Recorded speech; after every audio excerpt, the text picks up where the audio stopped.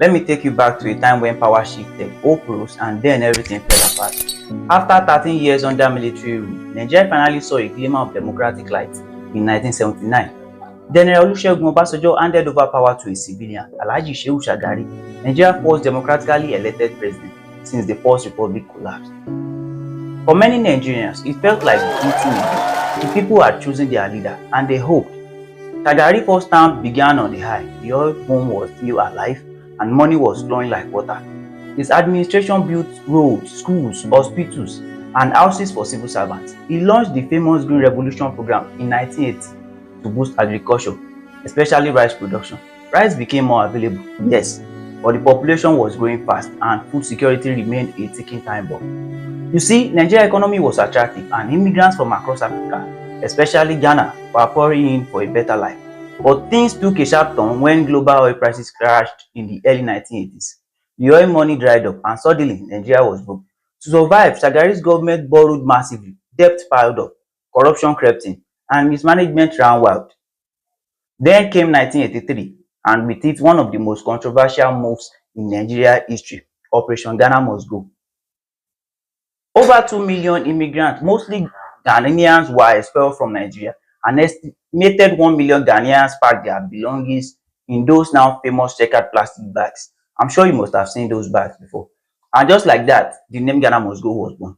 But the economy didn't recover, corruption worsened, and despite being seen as a humble and honest man, Shagari couldn't control the wrath around him.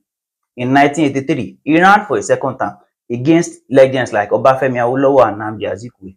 He won, but the victory was tainted. Accusations of electoral fraud and rigging rocked the country. People lost faith in democracy. And guess what? The military bad boy struck again. On December 31, 1983, the military struck again. A bloodless coup swept Shagari out of office. Major General Muhammadu Buhari took over as head of state, with Tunde Idiagbon as his right-hand man. The Buhari Idiagbon regime came in like a thunderstorm, strict discipline, and very, very ruthless. They launched the famous war against indiscipline. They cracked down on lateness, corruption, and social disorder. They even passed Decree 20, death penalty for drug trafficking. No trial, no mercy. But there's more. Buhari decided to redesign the Naira. Yes, just like he did in 2023. He remains the only Nigerian leader who has done that twice in history.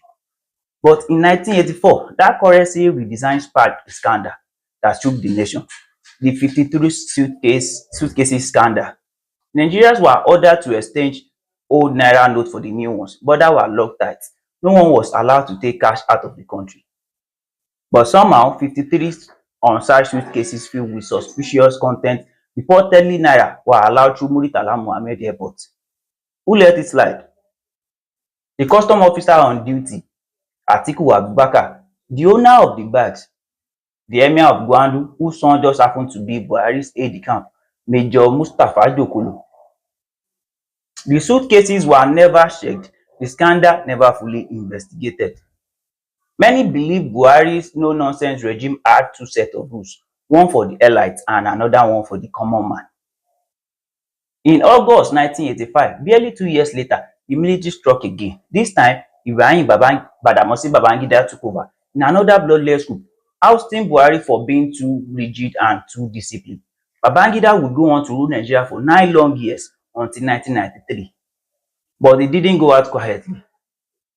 He annulled what many believe was Nigeria's fiercest and fairest election, June 12, 1993, won by MKO Abiola. Instead of handing over power to Abiola, Babangida decided to pass power down to an interim government led by Ernest Shonekan and step aside. MKO would later be imprisoned, and he died in prison under mysterious circumstances. And then Abacha took over. But that's a story for another day. So stick around, because next we will dive into the deadly triangle of power: betrayal and ambition, Abiola, Abacha, and Babangida. See you on the next video.